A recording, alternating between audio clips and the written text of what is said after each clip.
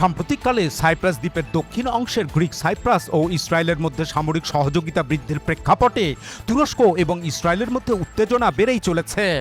একই সঙ্গে president Erdogan ইসরায়েলের প্রধানমন্ত্রী নেতানিয়াহু এবং তার সরকারের বিরুদ্ধে সমালোচনার মাত্রা আরও বাড়িয়েছেন। গত 10 জুন আঙ্কারায় একে পার্টির সংসদ সদস্যদের উদ্দেশ্যে দেওয়া ভাষণে প্রেসিডেন্ট এরদোগান বলেন, পূর্ব ভূমধ্যসাগরে তুরস্ক এবং তুর্কি সাইপ্রাসের অধিকার ও স্বার্থকে লক্ষ্য করে কেউ কোনো পদক্ষেপ নিলে আঙ্কারা দৃঢ়ভাবে জবাব দিতে এক মুহূর্ত দ্বিধা করবে না। এরদোগান বলেন, কিছু ছোট গোষ্ঠী যাদের উচ্চাকাঙ্ক্ষা তাদের সামর্থ্যের চেয়েও বড়, তারা ইসরায়েলের গাড়িতে উঠে বসেছে এবং জায়নবাদের ঠিকাদারের ভূমিকা পালন করছে। আমি খুব স্পষ্টভাবে বলতে চাই, কেউ যেন কোনো দুঃসাহসিক অভিযানের পেছনে না ছোটে, কেউ যেন জায়নবাদী গণহত্যাকারীর নেটওয়ার্কের ফাঁদে না পড়ে।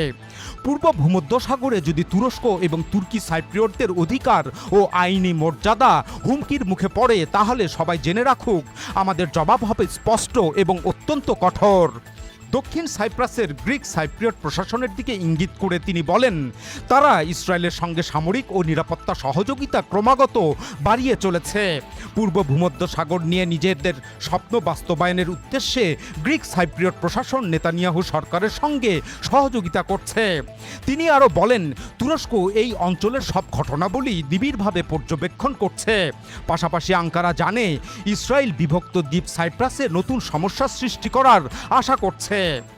ইসরায়েলকে এই অঞ্চলের অস্থিতিশীলতার প্রধান উৎস হিসাবে উল্লেখ করে প্রেসিডেন্ট এরদোগান বলেন, ইসরায়েল এবং তার সহযোগীরা ভূমধ্যসাগরে আগুন লাগানোর চেষ্টা করছে। তিনি স্মরণ করে দেন, ইসরায়েলের আঞ্চলিক ও আন্তর্জাতিক নীতির লক্ষ্য হল অস্থিতিশীলতা ও বিশৃঙ্খলা সৃষ্টি করা। লেবানন, সিরিয়া এবং ইরানের বিরুদ্ধে ইসরায়েলের আগ্রাসন এই উদ্দেশ্যেরই প্রমাণ। তিনি কঠোর ভাষায় বলেন, নেতানিয়াহু এবং তার অপরাধী নেটওয়ার্ক সিরিয়া ও লেবাননের বিরুদ্ধে যে হামলা চালাচ্ছে, তা শুধু এই দুটি ভ্রাতৃপ্রতিম দেশের বিরুদ্ধেই নয়, বরং তা তুরস্কের বিরুদ্ধেও পরিচালিত হচ্ছে। এ প্রসঙ্গে তিনি জোর দিয়ে বলেন, তুরস্কের নিরাপত্তা বৈরুত, দামেস্ক এবং আলেপ্পো থেকেই শুরু হয়। প্রেসিডেন্ট এরদোগান আরও বলেন, বর্তমানে কিছু ইসরায়েলি কর্মকর্তা এবং তাদের সমর্থক মুখপাত্ররা তুরস্কের বিরুদ্ধে মৌখিক আক্রমণ চালাচ্ছে। ইসরায়েলের তথাকথিত প্রতিশ্রুত ভূমি বা প্রমিসড ল্যান্ড সংক্রান্ত দাবির দিকে ইঙ্গিত করে তিনি বলেন, তোমাদের কিছু ব্যাখ্যা করার প্রয়োজন নেই। আমরা তোমাদের লক্ষ্য এবং উদ্দেশ্য খুব ভালোভাবেই জানি। আমরা পরিষ্কারভাবে দেখতে পাচ্ছি তোমরা আসলে কি চাও।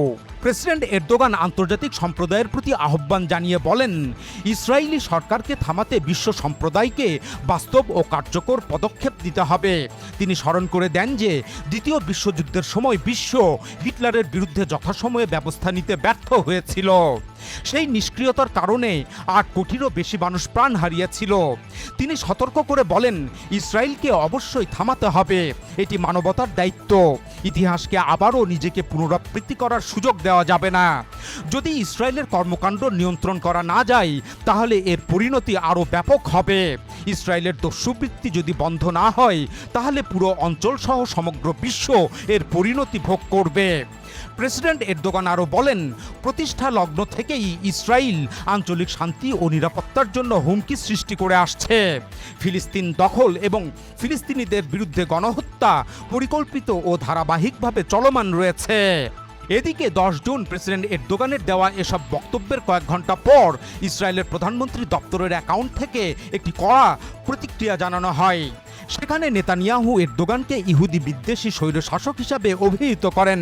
তিনি এরদোগানের বিরুদ্ধে কুর্দিদের উপর গণহত্যা চালানো, নিজ দেশের জনগণকে দমন করা এবং রাজনৈতিক প্রতিদ্বন্দ্বীদের কারারুদ্ধ করার অভিযোগ তোলেন।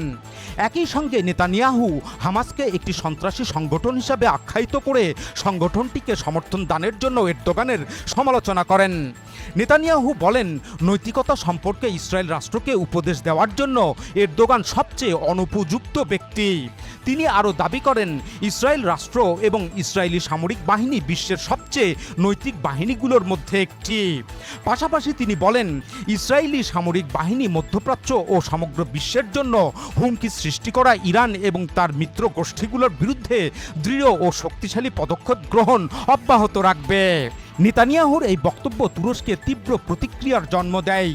তার বক্তব্যের কিছুক্ষণ পরেই তুরস্কের যোগাযোগ অধিদপ্তরের প্রধান বুরহানুদ্দিন দুরান কঠোর প্রতিক্রিয়া জানান।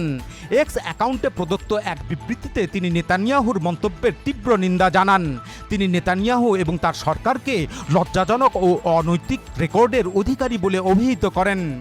ফিলিস্তিনি ভূখণ্ডে ইসরায়েলি সামরিক অভিযানের ফলে বেসামরিক মানুষের মৃত্যু এবং ব্যাপক ধ্বংসযজ্ঞের কথা উল্লেখ করে দুরান বলেন, যাদের বিরুদ্ধে গণহত্যার অভিযোগ রয়েছে তারা নৈতিকতার শিক্ষা দিতে পারে না। দুরান আরও বলেন, গাজায় গণহত্যার অভিযোগে আন্তর্জাতিক বিচার আদালতে অভিযুক্ত ব্যক্তিরাই আজ তুরস্কের মতো মানবতার বিবেকের প্রতিনিধিত্বকারী দেশের সুনাম ক্ষুণ্ণ করার চেষ্টা করছে এবং আমাদের প্রেসিডেন্ট এরদোগানকে লক্ষ্যবস্তু বানাচ্ছে। এটি ইতিহাসের অন্যতম বড় ভণ্ডামি। এদিকে 11 জুন প্রেসিডেন্ট এরদোগান ইসরায়েলের সরকারের বিরুদ্ধে তার কঠোর সমালোচনা আগের দিনের মতোই অব্যাহত রাখেন। আঙ্কারায় তুর্কি রেড ক্রিসেন্ট সোসাইটির একটি পুরস্কার বিতরণী অনুষ্ঠানে প্রেসিডেন্ট এরদোগান নেতানিয়াহুকে উদ্দেশ্য করে বলেন, যারা হিটলারের পদাঙ্ক অনুসরণ করে ইতিহাসের সব স্বৈরশাসকের মতো তাদেরও একই পরিণতি হবে। এরদোগান বলেন, যারা রক্তের গন্ধ পেয়ে যাওয়া হাঙ্গরের মতো আমাদের অঞ্চলকে লক্ষ্য করে ঝাঁপিয়ে পড়ে শেষ পর্যন্ত যে রক্ত ঝরিয়েছে এর জন্য তারা জবাবদিহি করতে বাধ্য হবে। নির্যাতিত মানুষের গগন বিদারী আর্তনাদ আজ হোক বা কাল শেষ পর্যন্ত অত্যাচারীদের পিছু নেবেই। তিনি বলেন, তুরস্ক একদিকে যেমন ইসরায়েলের হামলায় ক্ষতিগ্রস্তদের প্রতি সাহায্যের হাত বাড়িয়ে দিয়েছে, অন্যদিকে এই খুনিদের নেটওয়ার্ককে জবাবদিহির আওতায় আনার জন্য প্রচেষ্টা চালিয়ে যাচ্ছে। তিনি বলেন, বর্তমান প্রশাসনের অধীনে ইসরায়েল অস্থিতিশীল ও বিশৃঙ্খলা উৎপাদনকারী একটি কারখানা ছাড়া আর কিছুই নয়। তারা রক্ত ও অস্ত্রের উপর ভর করেই টিকে আছে। প্রেসিডেন্ট এরদোগান নেতানিয়াহু প্রশাসনের সংগঠিত অপরাধের দায়ে তাদেরকে জবাবদিহিতার আওতায় আনার জন্য বিশ্ব সম্প্রদায়ের প্রতি আহ্বান জানান। ওই অনুষ্ঠানে গাজায় মানবিক সাহায্য প্রদান প্রসঙ্গে প্রেসিডেন্ট এরদোগান বলেন, গাজায় যেখানে নেতানিয়াহুর নেতৃত্বাধীন জায়নবাদী গণহত্যাকারী নেটওয়ার্ক এখনও তাদের হামলা চালিয়ে যাচ্ছে, সেখানে আমাদের রেড ক্রিসেন্ট এ পর্যন্ত 26,000 টনেরও বেশি মানবিক সহায়তা সামগ্রী পৌঁছে দিয়েছে। 7 অক্টোবর থেকে তারা গাজায় আমাদের ভাই বোনদের কাছে 1,50,00,000 বেলার খাবার পৌঁছে দিয়েছে। তাদের স্যুপ চিকেন কার্যক্রমের মাধ্যমে প্রতিদিন 30,000 মানুষকে গরম খাবার পরিবেশন করা হয়েছে। তিনি আরও বলেন, যুদ্ধবিরতির পর শুরু হওয়া গাজা চেয়ারফুল চিলড্রেন প্রকল্পের মাধ্যমে রেড ক্রিসেন্ট গাজার শিশুদের জন্য খাদ্য সহায়তা দিচ্ছে। একই সঙ্গে তারা শিশুদের জন্য মানসিক ও সামাজিক সহায়তা কার্যক্রমও পরিচালনা করছে।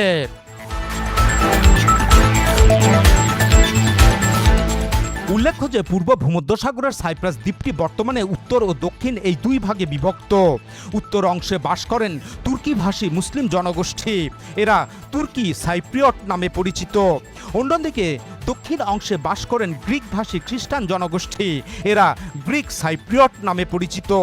1974 সালে তৎকালীন অখণ্ড সাইপ্রাসে গ্রিসপন্থীরা একটি সামরিক অভ্যুত্থান ঘটায়। তারা পুরো সাইপ্রাসকে গ্রিসের সাথে সংযুক্ত করতে চায়। এতে সাইপ্রাসের উত্তর অংশে কয়েক শত বছরব্যাপী বসবাসকারী তুর্কিভাষী মুসলিম জনগোষ্ঠী গ্রিক সাইপ্রিয়টদের হাতে ধ্বংসের সম্মুখীন হয়। তখন তুরস্ক নিজ জাতিগোষ্ঠীর তুর্কিদের রক্ষার্থে 1960 সালের চুক্তি অনুযায়ী গ্যারান্টর রাষ্ট্র হিসাবে সাইপ্রাসে সামরিক অভিযান পরিচালনা করে। অতঃপর এক প্রচণ্ড যুদ্ধে তুর্কি সেনারা গ্রিসপন্থী সেনাদের পরাজিত করে। এরপর তুরস্ক দ্বীপের উত্তর অংশে তুর্কি ভাষী মুসলিম জনগোষ্ঠীর সরকার প্রতিষ্ঠা করে। এতে সেখানে একটি স্বাধীন তুর্কি সাইপ্রিয়ট রাষ্ট্র প্রতিষ্ঠার পথ তৈরি হয়। বর্তমানে সেখানে আলাদা প্রশাসন, প্রেসিডেন্ট, প্রধানমন্ত্রী ও সরকার রয়েছে। পৃথক রাষ্ট্রের সীমান্ত রেখাও অঙ্কিত হয়েছে। অন্যদিকে দক্ষিণ সাইপ্রাসের নিয়ন্ত্রণ থেকে যায় গ্রিস সমর্থিত সরকারের হাতে। অবশ্য ইউরোপীয় ইউনিয়ন সহ পশ্চিমা বিশ্বের দেশগুলো সাইপ্রাসের এই বিভক্তিকে মানে না। তারা কেবল দক্ষিণ সাইপ্রাসের সরকারকেই বৈধ স্বীকৃতি দেয়। এমনকি পুরো সাইপ্রাসকে একটি অখণ্ড প্রজাতন্ত্র হিসাবে তারা 2004 সালে ইউরোপীয় ইউনিয়নের সদস্য করে নেয়। এতে তুরস্কের সাথে ইউরোপীয় ইউনিয়নের বিরোধ বাধে। ফলে ইউরোপীয় ইউনিয়ন তাদের সংস্থায় তুরস্কের সদস্যপদ লাভের চেষ্টা আটকে দেয়। তুরস্ক মূলত তুর্কি সাইপ্রিয়টদের সার্বভৌম অধিকারের পক্ষে অবস্থান নিয়েছে। বহু বছর ধরে তুরস্ক উত্তর সাইপ্রাসকে একটি আলাদা স্বাধীন রাষ্ট্র হিসাবে স্বীকৃতি দিতে জোর কূটনৈতিক তৎপরতা চালাচ্ছে। অন্যদিকে গ্রিক সাইপ্রিয়টরা বিভিন্ন আন্তর্জাতিক জোটের মাধ্যমে অখণ্ড সাইপ্রাস প্রতিষ্ঠার তৎপরতা চালাচ্ছে। সাম্প্রতিক বছরগুলোতে গ্রিক সাইপ্রিয়টরা বিভিন্ন দেশের সঙ্গে তাদের সম্পর্ক আরও জোরদার করেছে। সম্প্রতি দক্ষিণ সাইপ্রাসের গ্রিক সাইপ্রিয়ট প্রশাসন এবং গ্রিস উভয়ে মিলে ইসরায়েলের সঙ্গে পূর্ব ভূমধ্যসাগরে একটি তাৎক্ষণিক মোতায়েনযোগ্য যৌথ বাহিনী গঠনের সিদ্ধান্ত নিয়েছে। এরও আগে গ্রিক সাইপ্রিয়ট প্রশাসন 2016 সালে ইসরায়েলের সাথে একটি স্ট্যাটাস অফ ফোর্সেস এগ্রিমেন্ট বা সোফা সামরিক চুক্তি স্বাক্ষর করে। চুক্তিটির পূর্ণ বিবরণ কখনো প্রকাশ করা হয়নি, তবে গণমাধ্যমের খবরে বলা হয় এই চুক্তির মাধ্যমে ইসরায়েল দক্ষিণ সাইপ্রাসের সামরিক ঘাঁটি ব্যবহার করতে পারবে। পরবর্তীতে 2017 এবং 2024 সালেও গ্রিক সাইপ্রিয়ট প্রশাসন ইসরায়েলের সঙ্গে আরও কয়েকটি প্রতিরক্ষা চুক্তি স্বাক্ষর করে। ইসরায়েল ছাড়াও সাম্প্রতিককালে ফ্রান্সের সঙ্গেও গ্রিক সাইপ্রিয়ট প্রশাসন সামরিক সহযোগিতা বৃদ্ধি করেছে। এর পাশাপাশি ফ্রান্স গ্রিসের সাথেও সামরিক সম্পর্ক গড়ে তুলেছে। গত 8 জুন ফ্রান্স ও গ্রিক সাইপ্রিয়ট প্রশাসনের মধ্যে সোফা সামরিক চুক্তি স্বাক্ষরিত হয়। গ্রিক সাইপ্রিয়টদের দক্ষিণ ফ্রান্সে ফরাসি সেনাদের মোতায়েন করা হতে পারে এমন খবরও প্রকাশিত হয়। সম্প্রতি ইরান দক্ষিণ সাইপ্রাসে কয়েকটি ক্ষেপণাস্ত্র নিক্ষেপ করলে ফ্রান্স সেখানে যুদ্ধজাহাজ পাঠায়। এর পাল্টা পদক্ষেপ হিসাবে তুরস্ক উত্তর সাইপ্রাসে কয়েকটি জঙ্গি বিমান মোতায়েন করে।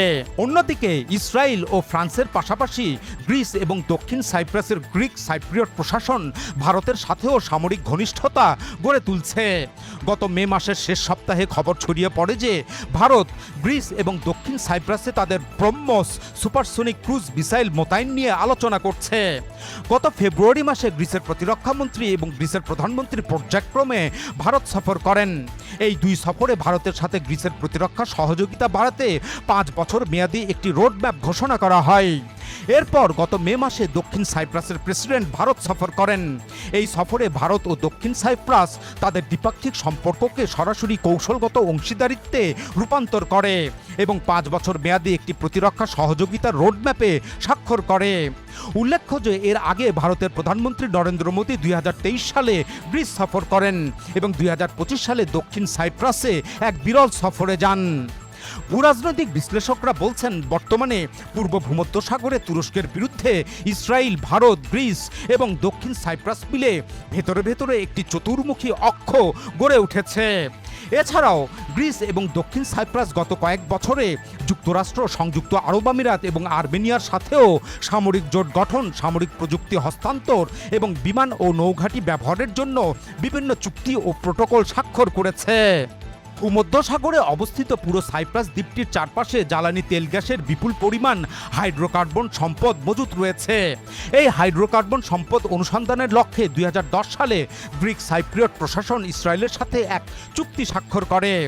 চুক্তি অনুযায়ী ইসরায়েল ও দক্ষিণ সাইপ্রাসের মধ্যে একটি অর্থনৈতিক সমুদ্র অঞ্চল রেখা নির্ধারণ করা হয়। এরপর 2017 সালে গ্রিস, দক্ষিণ সাইপ্রাস এবং ইসরায়েল মিলে একটি ত্রিপক্ষীয় জোটের সূচনা হয়।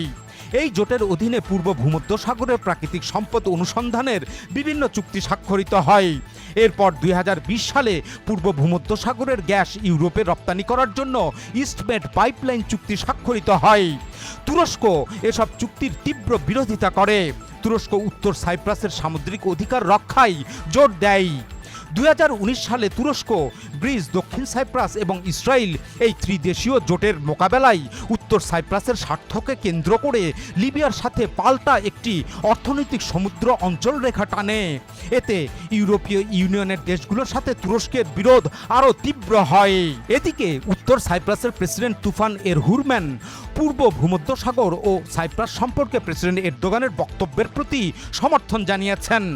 11 জুন উত্তর সাইপ্রাসের রাজধানী লেফকোশায় এক সংবাদ সম্মেলনে প্রেসিডেন্ট তুফান বলেন, প্রেসিডেন্ট এরদোগানের বক্তব্য সম্পূর্ণ যথাযথ।